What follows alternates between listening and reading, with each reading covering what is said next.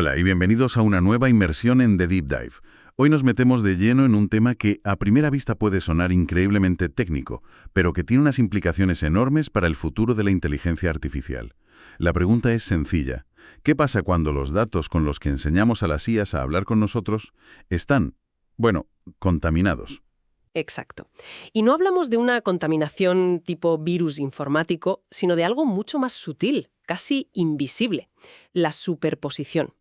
Vamos a desgranar un estudio que funciona casi como una historia de detectives, destapando un fallo garrafal en dos de las bases de datos más famosas para entrenar sistemas de diálogo, Daily Dialogue y Open Subtitles. Pues esa es nuestra misión de hoy. Entender cómo este fallo ha podido crear una auténtica ilusión de progreso, haciendo que muchos modelos de IA parecieran bastante más listos de lo que en realidad eran. Vamos a ver qué descubrieron exactamente los investigadores, por qué es tan grave y, sobre todo, qué os enseña sobre cómo estamos construyendo el futuro de la IA. Muy bien, pues vamos a situarnos. El estudio se centra en lo que llaman sistemas de diálogo de dominio abierto. Suena complejo, pero ¿qué es exactamente? Piénsalo como la evolución de los asistentes que ya conocemos. No son IAs diseñadas para una tarea concreta, como poner una alarma o decirte el tiempo. Su gran ambición es mantener conversaciones abiertas y generales con una persona, sobre cualquier cosa, de una forma que se sienta natural. Ah, vale. El estudio menciona el ejemplo más famoso, Xiao Eyes, de Microsoft, un chatbot con el que cientos de millones de personas en Asia conversan sobre su día, sus problemas, sus alegrías. Vale, como tener un amigo digital con el que charlar de lo que sea. Y para que estas IAs aprendan a conversar como un humano, necesitan una cantidad de ejemplos bestial. Tienen que leer, por así decirlo, millones de conversaciones. Ahí entran en juego los famosos datasets, ¿no? Precisamente, son gigantescas bibliotecas de texto conversacional. El estudio se enfoca en dos que han sido el pan de cada día para los investigadores durante años. ¿Cuáles son? El primero es Daily Dialogue, que se creó recopilando diálogos de páginas web para aprender inglés, o sea, conversaciones muy cotidianas. Entiendo. Y el segundo es Open Subtitles, que es colosal. Se basa en subtítulos de miles y miles de películas y series de televisión. Y es aquí donde los autores del estudio, como buenos detectives, empiezan a sospechar. Se dan cuenta de que en estas bibliotecas hay algo que no cuadra. Se topan con el problema de la superposición. Sí, ese es el término clave. Y es increíblemente fácil de entender, la verdad. Descubrieron que una cantidad alarmante de diálogos idénticos o casi idénticos aparecían a la vez en dos sitios. ¿En dos sitios? Sí, en el material de estudio del modelo, lo que llamamos el conjunto de entrenamiento, y también en el examen final, que se usa para evaluarlo, el conjunto de prueba. Un momento. O sea que es como si a un estudiante le das las respuestas del examen antes de la prueba. Exacto. Le das una chuleta, vaya. Si luego le preguntas algo que ya ha visto y memorizado, es obvio que va a sacar un 10, pero eso no demuestra que haya aprendido a razonar. Es la analogía perfecta. Demuestra que tiene buena memoria, nada más. Solo eso. Y la prueba visual que encontraron los investigadores es demoledora. Crearon un gráfico, un histograma, que medía la similitud entre los diálogos del examen y los del material de estudio. Y me imagino el resultado. Pues sí. El resultado era como ver el perfil de una montaña altísima justo en el punto de copia exacta, en el valor 1.0. No había lugar a dudas, la chuleta era masiva.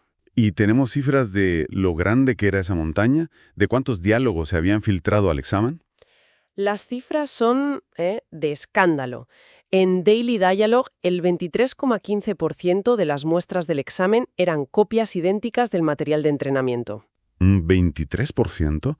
¿Casi uno de cada 4 diálogos? Casi. Pero es que en Open Subtitles la cosa era aún peor. ¿Ah, sí? Sí. Ahí la cifra sube al 34,49%. Más de un tercio. Más de un tercio del examen ya se lo sabían de memoria. Pero, ¿cómo puede pasar algo así? Suena a un error muy básico. ¿Alguien lo hizo a propósito para inflar los resultados o...?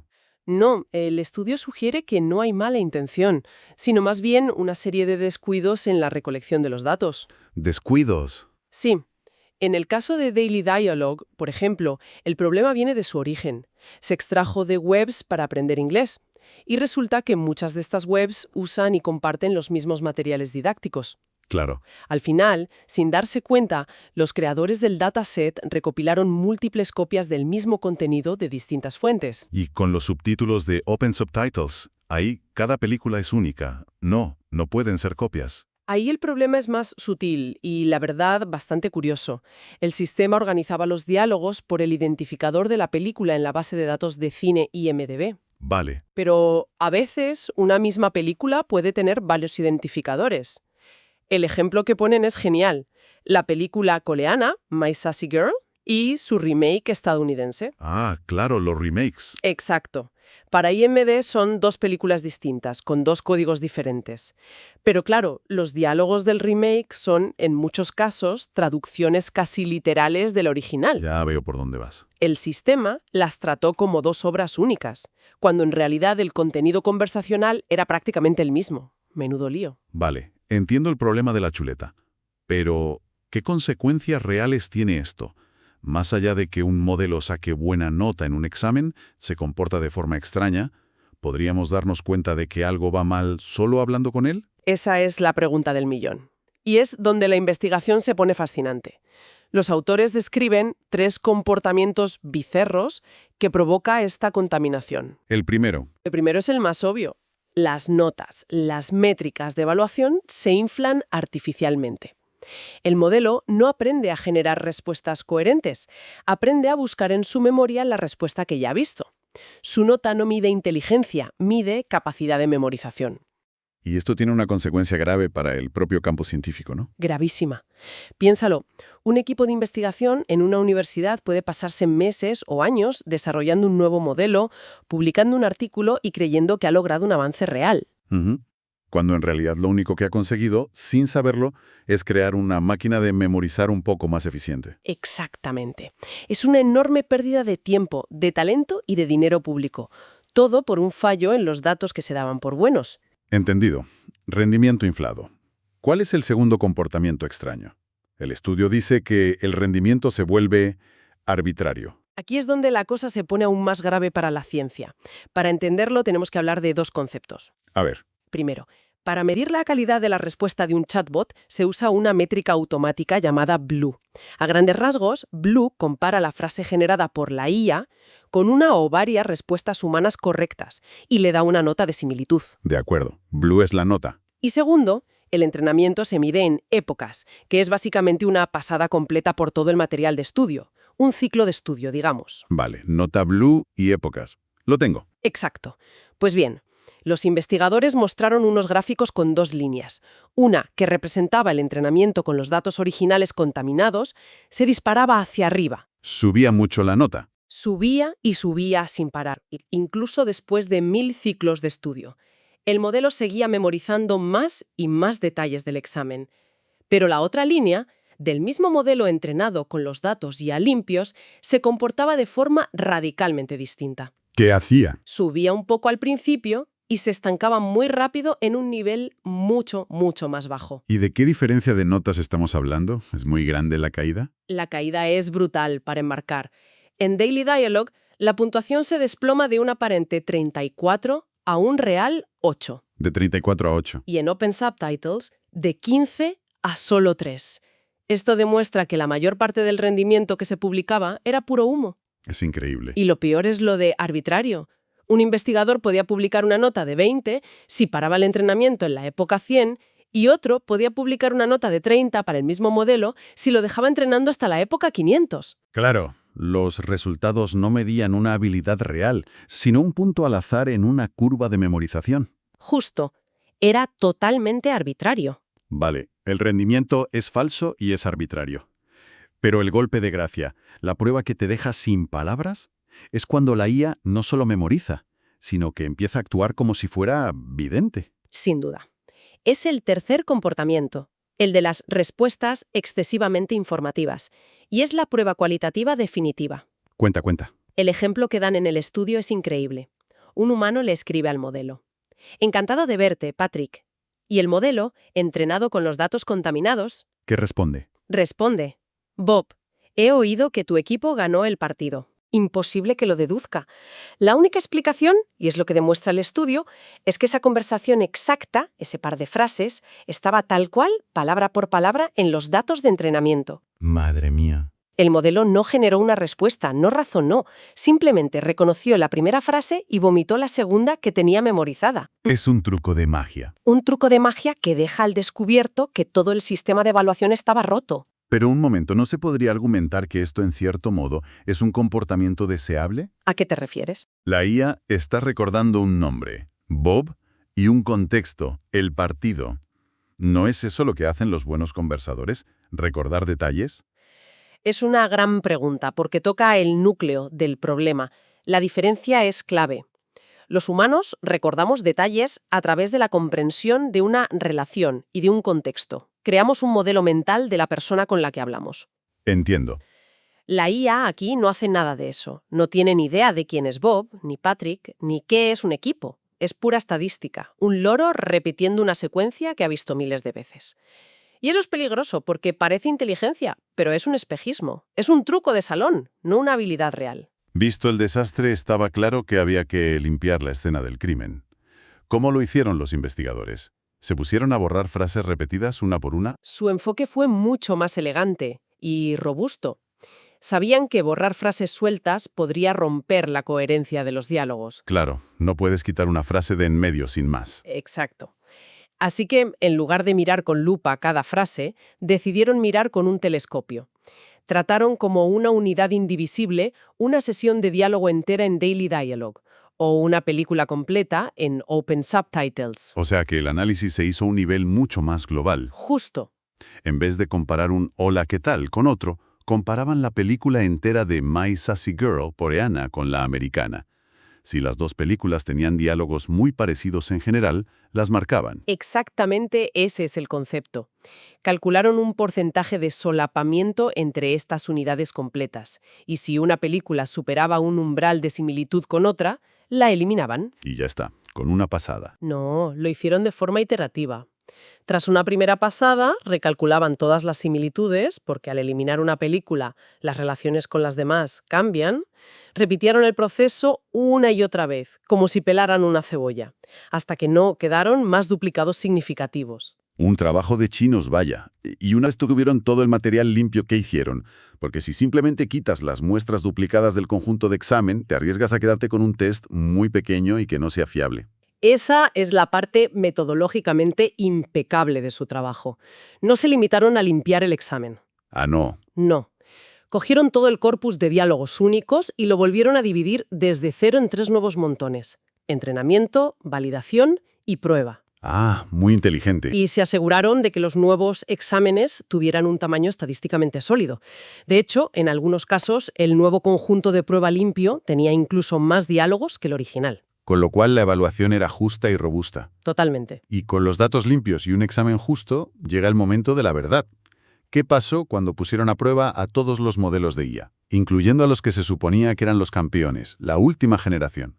Aquí es donde el castillo de naipes se derrumba estrepitosamente. Me lo imagino. Probaron un abanico muy amplio de modelos, desde arquitecturas más básicas, como LSTM, hasta el estándar que es el Transformer. Luego, modelos preentrenados muy potentes que todos conocemos, como GPT-2 y T5. Y la prueba de fuego. Precisamente estos datos contaminados, Ada Label y DialogBERT. Querían ver si su medalla de oro era de verdad o de chocolate. Imagino que los resultados fueron interesantes. Son la confirmación definitiva de todas sus sospechas. En los datos limpios, la supuesta ventaja de estos modelos estado del arte se esfuma por completo. Desaparece. Totalmente. El modelo Ada Label, por ejemplo, rinde, en el mejor de los casos, a la par que un GPT-2 o un T5 estándar. No es consistentemente mejor y a veces incluso es peor. O sea que su supuesta ventaja competitiva era un fantasma. ¿Un fantasma? Sí. ¿Y qué pasó con DialogBERT, el otro campeón? Lo de DialogBERT es aún más dramático. Este modelo, que se vendía como una arquitectura muy avanzada para entender el contexto de un diálogo, saca unas notas Bleu bajísimas en los datos limpios, ¿Más bajas que los otros? peores que casi todos los demás modelos, incluso los más simples. Su capacidad para dar una respuesta adecuada a la conversación era sencillamente muy pobre. O sea que, resumiendo, toda esa supuesta superioridad que habían publicado, todo ese avance científico, no venía de una arquitectura más inteligente o de una comprensión más profunda del lenguaje. No. Venía, simple y llanamente, de que eran mejores memorizando las respuestas del examen. Precisamente. Esa es la conclusión demoledora del estudio. El rendimiento estado del arte, que se había reportado durante años usando estos datasets, era como poco cuestionable. No reflejaba un avance real en la capacidad de las IAs para dialogar. Era una ilusión. Una ilusión, un artefacto creado por datos defectuosos. Entonces, después de todo este análisis, ¿con qué nos quedamos? Vamos a intentar resumir las ideas clave que nos deja esta investigación. Yo creo que hay 3 lecciones fundamentales. La primera es una llamada de atención, casi de humildad, para el campo de la IA. ¿En qué sentido? En el sentido de que los conjuntos de datos que usamos como vara de medir, como el estándar de oro para evaluar el progreso, pueden tener fallos muy graves y ocultos. No podemos fiarnos de ellos a ciegas. La segunda lección es que estos problemas no son anécdotas técnicas, ¿verdad? Para nada. Un problema como la superposición de datos tiene consecuencias muy reales. Infla artificialmente el rendimiento, nos hace perder tiempo y recursos investigando caminos que no llevan a ninguna parte. Ujú. Y, lo más peligroso, crea una falsa sensación de avance que puede llevarnos a tomar malas decisiones. Exacto. Y la tercera, que es casi una receta para el futuro. A ver, La conclusión metodológica es que es absolutamente crucial, es una condición indispensable para hacer ciencia rigurosa, el verificar, limpiar y auditar constantemente la calidad de los datos que usamos. La inteligencia artificial no puede construirse sobre cimientos de barro. de hecho, los autores terminan con 2 recomendaciones muy claras para la comunidad científica. Sí, son muy directas. Primero, dejar de usar estos datasets contaminados para comparar modelos. Y segundo, revisar siempre la calidad de los datos con los que se trabaja. Y todo esto, inevitablemente, nos deja con una pregunta final para reflexionar, una que va mucho más allá de los chatbots. Si un problema tan de base, tan fundamental, ha pasado desapercibido durante años en un área de investigación tan visible como esta, ¿qué otros secretos sucios, qué otros fallos ocultos podrían estar agazapados en los datos que usamos para entrenar otras inteligencias artificiales? Es una buena pregunta. Pensemos en las que se usan para diagnosticar enfermedades a partir de imágenes médicas o en las que conducen coches autónomos. ¿Hasta qué punto el progreso que creemos estar viendo en esos campos es real y robusto? ¿Y hasta qué punto podría ser, también, una ilusión creada por datos imperfectos que aún no hemos descubierto? Una pregunta fundamental. Y la verdad, un poco inquietante para el futuro de todo el campo. Sin duda. Gracias por acompañarnos en este análisis a fondo. Hasta la próxima.